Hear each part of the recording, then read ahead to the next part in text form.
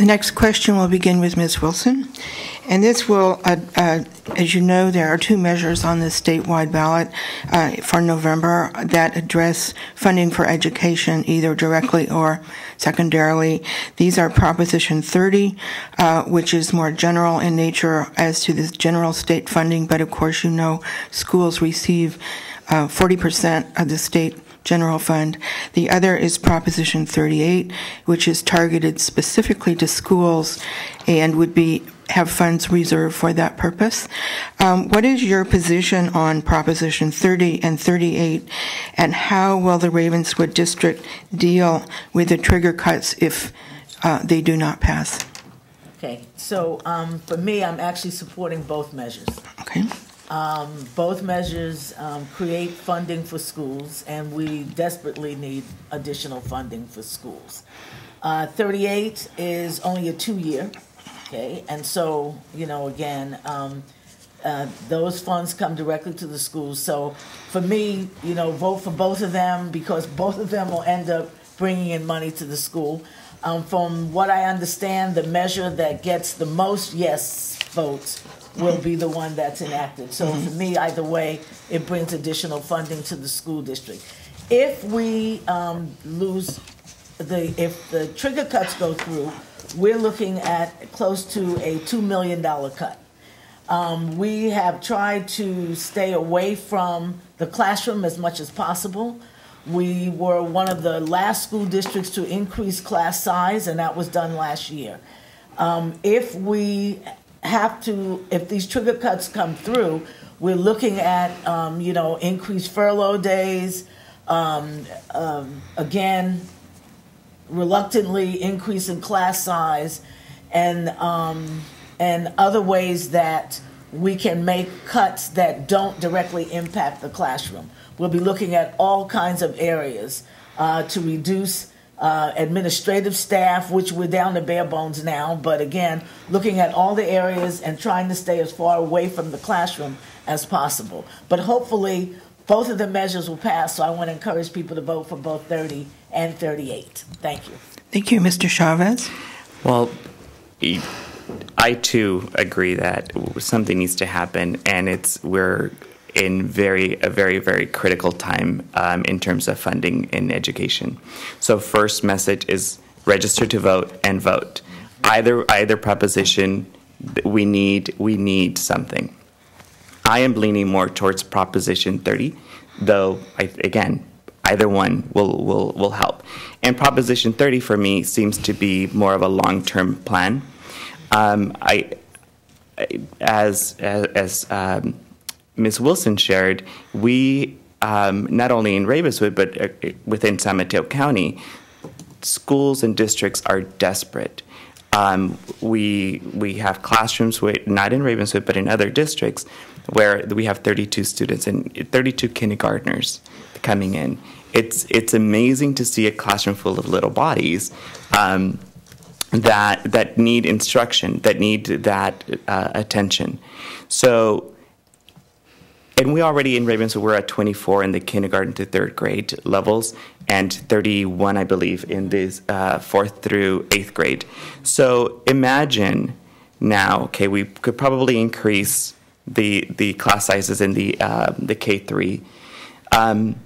But then what? What else is there to cut? Transportation? How do we get our students to school? Is it more staffing or more closures of schools? Ravenswood has already been doing that, has been involved in closing schools and condensing their resources, or I'm sorry, condensing their schools. So what else is there? So my message is vote. Vote for either one, but I'm looking for more of the long term, and I think Proposition 30 will do that. Thank you, Ms. Serrano. Yes, no, Mr. Gomez, Ms. Serrano is next. Sorry. No. I favor 30 because I fear that by voting for both, we might just cancel out both and end up with nothing. Waste is as bad as cutting the budget. If elected, I would insist on an independent audit of our $39 million budget for our 35 3,500 students. Every dollar should be targeted like a laser beam on the education of our students. I don't want to see a $98,000 maintenance facility supervising 22 employees because he is the favorite of the superintendent. A $103,000 director of transportation supervising 7 employees. A $63,000 window repairman. A fired $120,000 Bellhaven principal who has been given an administrator's job because she is a friend of the superintendent. The mother of an East Palo Alto City Council person given the political job. We have gone back to the days of Charlie May Knight, politicizing the budget. We need accountability. We need an honest superintendent. And as I said, we really need, because we need to find out, we need to target our money to the students' education. We need to know exactly what positions are really targeting and furthering the education.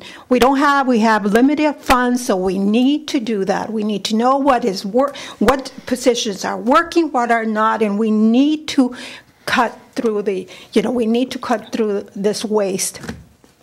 Thank you, Mr. Gomez. Yes, I would also vote for yes on both items. And at the present time, the way things are looking, I don't know how these teachers can work. Some of them not only volunteer their times after school or before school. They work 8 hours, let's say, or 6 hours, whatever they are. I'm not too familiar with that. Plus, they take home homework for the children. Plus, they have to prepare for the following day. And if we start cutting things back, we're not going to have qualified, good teachers like we have now. I don't know where we're going to get them. I don't know how we're going to pay for them. So I would say to Ms. De La Vega, keep on it. You got to keep on it. If you don't keep on it, they're going to say they don't really care. That's one of the things we got to do here in the community. Keep on our administrations for school and the district and so forth, because if you don't keep on the people's, on officials' back, they're really not going to care that much about it. Now, special education is very, very dear to us here in East Palo Alto, and it's expensive. They got to be transported from here to there. It's not that we have to cut or they can't do it. You got to do it. You got to transport these children back and forth to whatever their destination is. Thank you. Thank you.